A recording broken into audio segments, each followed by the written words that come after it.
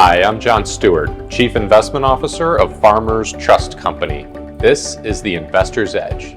The Investor's Edge, Market Insights with John Stewart, is brought to you by Farmers Trust Company.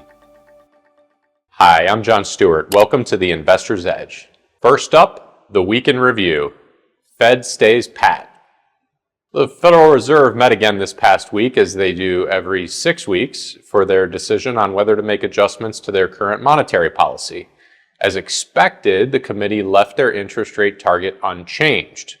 However, the situation in the Middle East has the Fed governors on edge regarding inflation.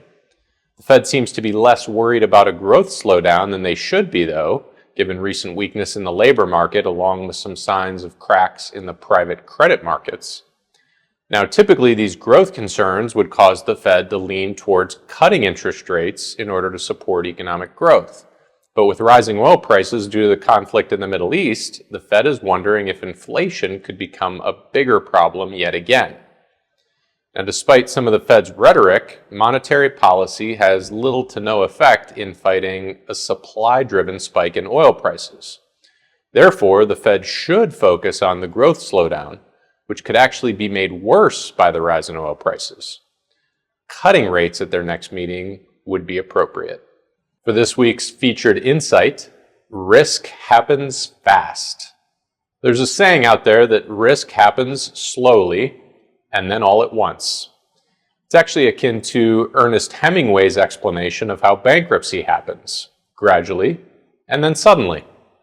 Investors have been lulled into a sense of complacency over the past few years, and the level of optimism was running high heading into 2026. That set the stage for an adjustment period in markets. All we really needed was a catalyst. We obviously have our catalyst here in the form of an oil price shock caused by Iran's closure, or at least near closure, of the Strait of Hormuz. Let's just hope we can resolve that situation before the risk overwhelms us. Looking ahead, when will March end? For many investors, the month of March can't end fast enough.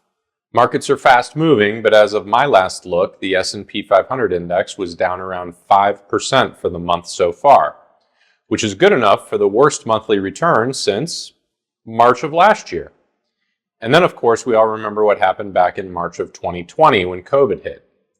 March is quickly becoming a scary month for investors. In some ways, it's the new September or October, which have historically been the worst 2 months of the year on average. March has been the 5th best month on average since 1950, with an average return above 1%.